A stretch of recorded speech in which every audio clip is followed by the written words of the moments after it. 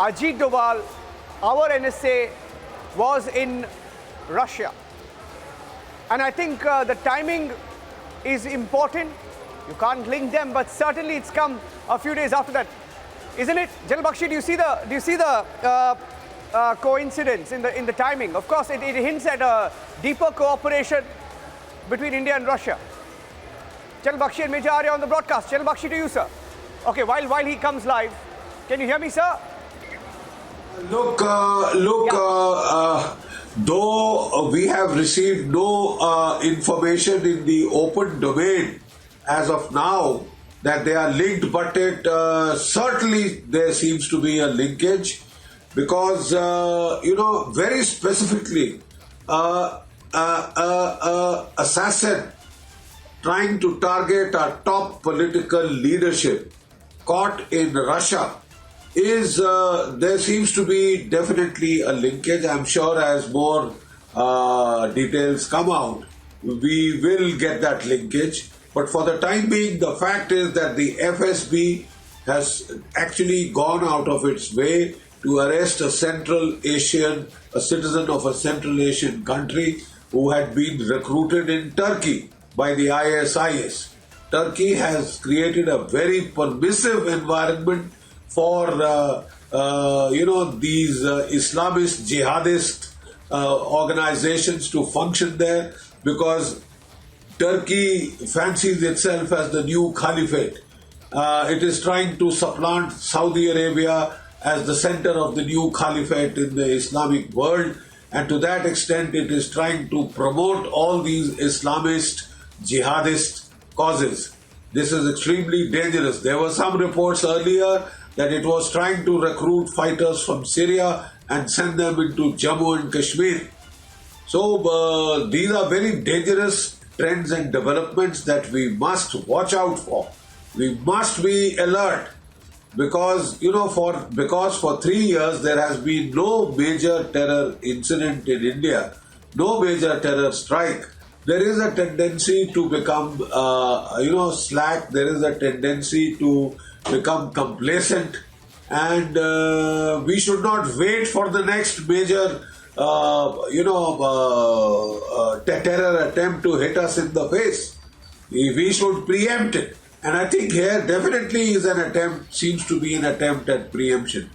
The very fact that in Russia also there was a major terror strike, whether it was of Ukrainian origin or I don't think Ukraine has the capacity to penetrate so deep into Moscow, etc. There could have been a number of other agencies, intelligence agencies involved. But definitely the threat of terror is rising. There are reports that a lot of the weapons that have been supplied to Ukraine, the Russians are saying that they are now being sold off, siphoned off to such terror elements across the globe. And on the dark net, there are these advertisements for the sale of the weapons. So that is another factor we have to cater for, besides the hoard of 40 billion worth of American weapons that have been so thoughtfully left behind in Afghanistan and left at the tender mercies of the Taliban. And some of these night vision devices, etc., from there, American, they have made their way into Jammu and Kashmir and possibly Punjab. So I think we are heading for another grim period, and I think it behoves us to be absolutely vigilant and alert. It behoves us to get back to our offensive stance. We cannot slip back into that reactive defensive mode which characterized India's counter-terror operations for about 30 years. We did nothing but take it on the chin. We fought only in the confines of our own country. We refused to go across the line of control, across the line of border. It's only when the present government came that we hit back in Uri. Some more breaking news updates, sir. Sir, General Bakshi and Major Arya, I have another breaking news update. A more detailed statement has come out. A more detailed statement with me right now. The Federal Security Service of the Russian Federation on the territory of Russia identified and detained a member of the international terrorist organization Islamic State banned in Russia a native of a country in the Central Asian region who planned to commit a terrorist attack by self-detonation against one of the representatives in the ruling circles of India. And I have the full statement, I'll put that out. It has been established that a foreigner in the period from April to June 22, while on the territory of the Republic of Turkey, was recruited by one of the leaders of the IS as a suicide bomber.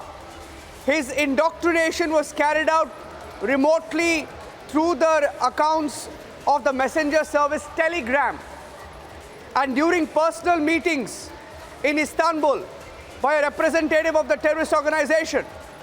So Russian FSB saying that these meetings were on Russian soil, Major Arya. They're saying the Federal Security Services of the Russian Federation on the territory of Russia identified and detained a member of the Islamic State.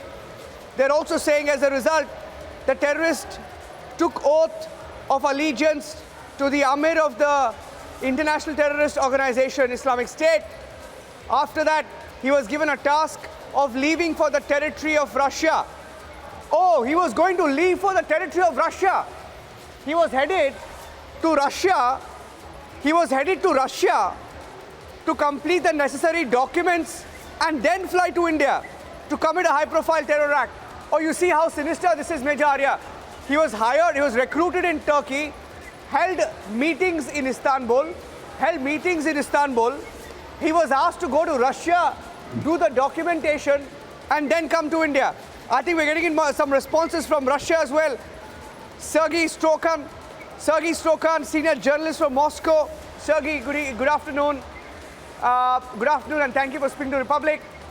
This news just breaking here in India. What more can you tell us about this assassination plot, Sergei? Sergei Strokan. Sergei, good afternoon. Can you hear me? Okay, I'll let Major Gaurav take that question. Major Gaurav, on the route that is being used by some of these recruits. Niranjan, using of Turkey, obviously because Turkey has always been the launchpad for all terrorist groups in this region, especially the Al-Qaeda and the Islamic State. And the use of Russia for documentation because they know the special bond that Russia shares with India. And if the origin of the documentation, the fake passports, is Russia, then there will be less cause of suspicion on the side of the Indian intelligence agencies. And many people, as I said before, many people in the old, in the current Central Asian states were earlier part of Russia. All these states were part of Russia, and many of them speak Russian. So a Russian-speaking person who pretty much looks like a Russian because that is Russian territory, they're the same stock of people going to Russia, getting documents made, traveling to India, speaking Russian with a Russian passport. No sense of this thing. No cause of suspicion in most people's mind. It's good that Russia caught it.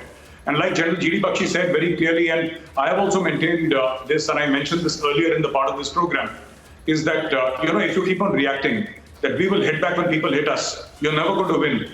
Terrorism, it has to be proactive, anti-terrorism operations. You have to find them and you have to neutralize them wherever they are, whichever part of the world. And if India claims to be emerging superpower, this is what India must do, if wherever they are in the world, you have your special forces, you have your weaponry, for what? For which day? Not for Republic Day, it is for days like this. You find them out, you neutralize them, whichever part of the world they are in. Don't wait for them to come inside India. Well, absolutely. And the fact, G.D. Bakshi, Indian ruling party leadership was on ISIS radar. In fact, they go on to describe this entire act. He was going to detonate himself against one of the representatives against a ruling circle in India. Of course, the reference is to the ruling party in this case. It could be anybody from the BJP or from the government. But this is a big wake-up call for India, sir. General Bakshi, how do you read this, sir? Very much. As Gaurav was saying, the fact that he was being routed via Russia would have, because we regard the Russians as friends, our guard would have been down at the airports, at the, passport checking places, and he could have slipped through. The spin-off of this is that if it was detected it could have also led to kind of an attempt to spoil relations between India and Russia.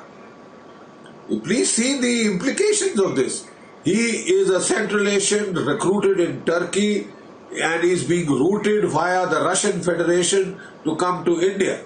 Now, the moment, there is that kind of ethnic profiling that happens at the airports, because the moment you see a person coming from Russia, you tend to let your guard down. These are friends.